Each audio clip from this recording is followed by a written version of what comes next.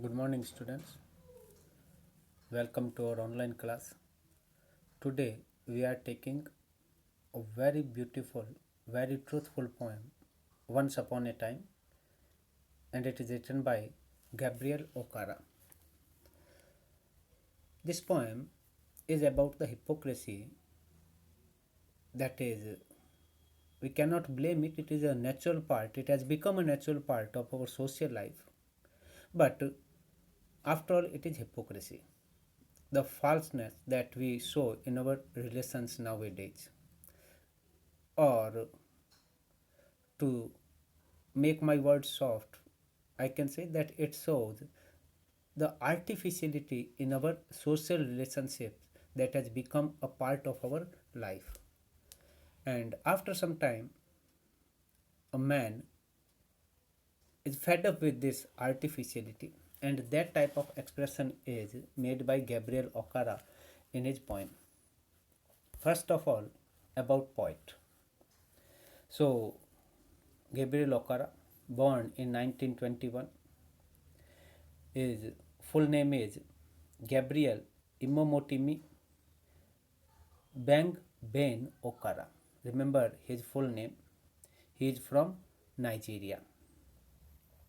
So he is a Nigerian poet and novelist, and his work has been translated into several languages. Even right from the beginning, he has been a very famous and appealing writer. Uh, his poems, Piano and Drums, You Laughed and Laughed and Laughed, they became very popular when they were written. His poetry mirrors his anxiety about colonialism.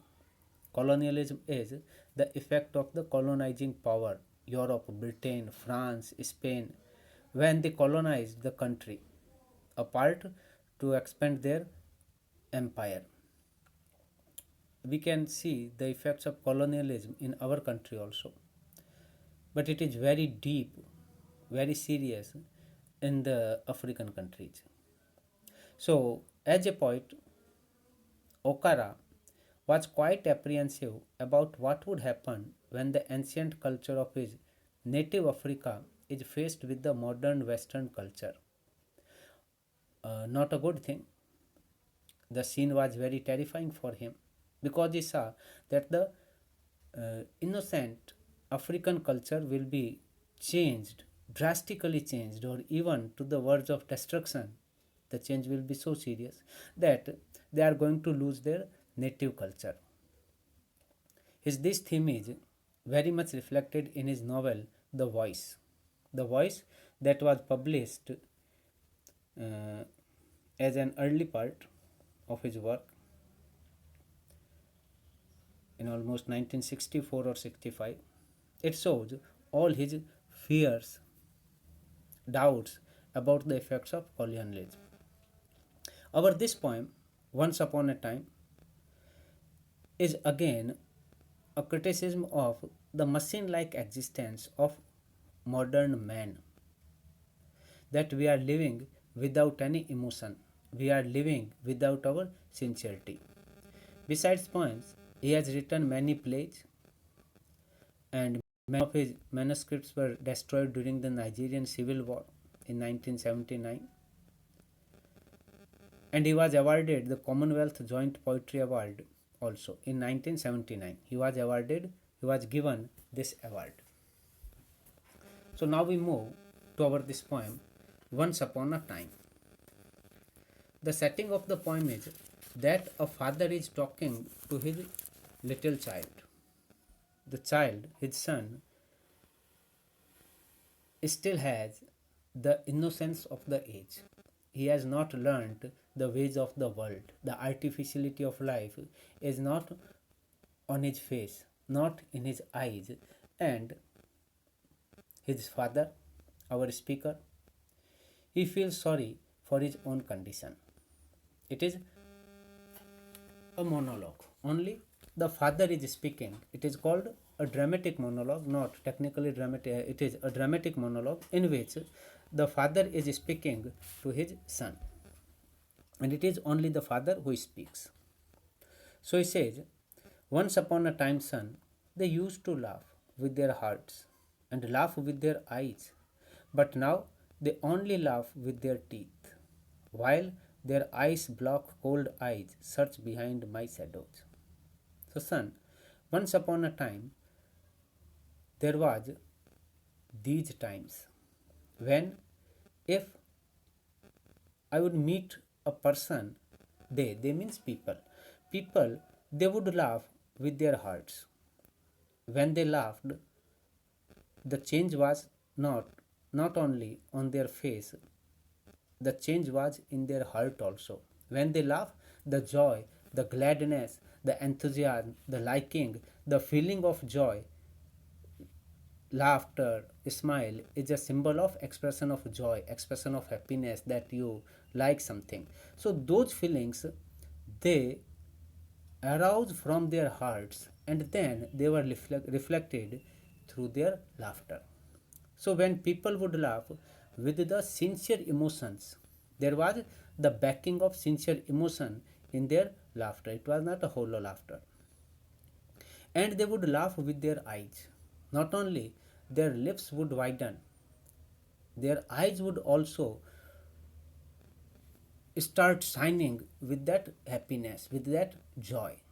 So it is again a proof of sincerity of emotions, that really the emotion was in their heart, that would reach not only to their smile but to their eyes also. The joy would glitter, would be shining from their eyes. But now they only laugh with their teeth. They only spread their lips. The white shining teeth are shown without any back support from the sincere emotion from heart, without any light of joy in their eyes. Now, what is the condition of modern man's eyes? The eyes are ice block cold. The eyes are as cold as a piece of ice. Here, coldness. Metaphorically, coldness means the absence of warmth in relationship. People are indifferent. People are not really interested. Just as it has happened that I have come across you to bring my smile on my face is a formality. There is no sincerity. If you look into eyes of modern people, the eyes are as cold as ice. There is no warmth of relationship. There is no warmth of affection. There is no warmth of sincerity. They are dull, lifeless, emotionless, stony eyes. And they search behind my shadow. They search behind my shadow. They are not interested in my face. They do not accept me as a face of human being.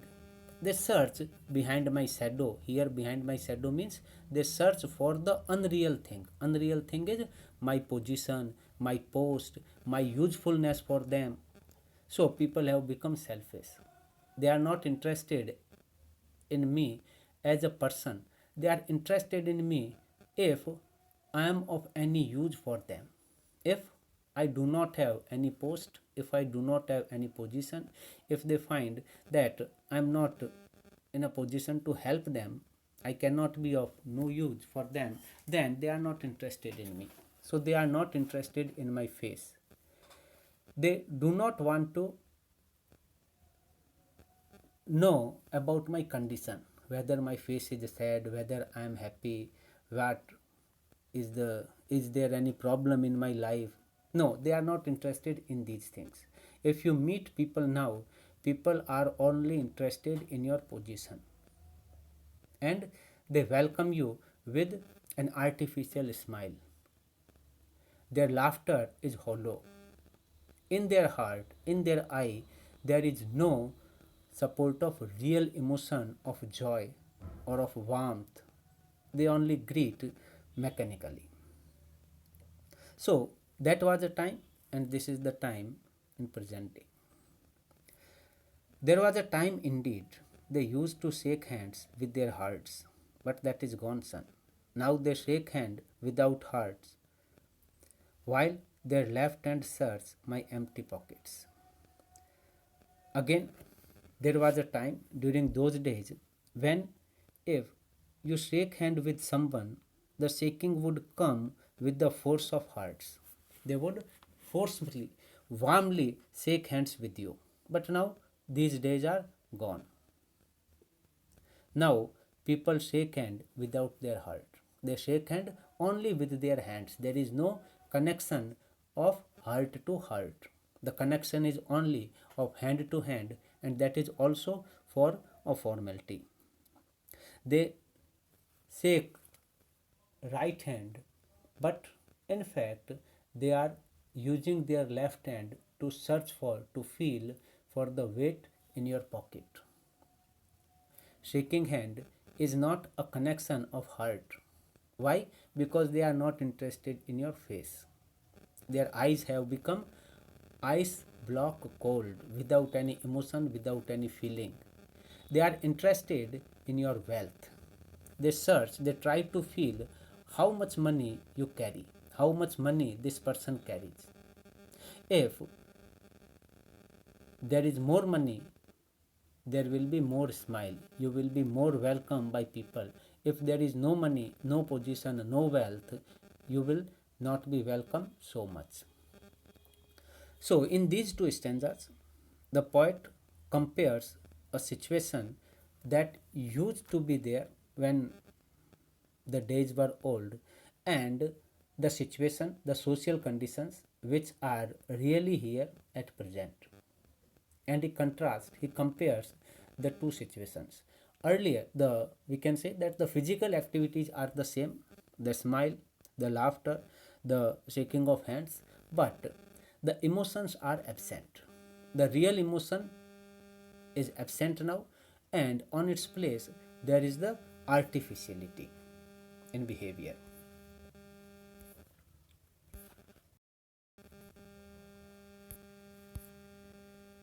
Feel at home, come again, they say. And when I come again and feel at home once, twice, there will be no thrice. For then I find doors shut on me. Even the words have lost their meanings. Now the words are uttered only as conformity. Certain phrases are said only for the sake of saying. Everybody says so, so these things are said. So feel at home. If I go to meet someone, he would open the door with his smile, but there is no feeling in his eyes. He would shake hand with me, but there will be no backing of his heart in the hands. And then he would say, feel at home, be comfortable, it is your own home.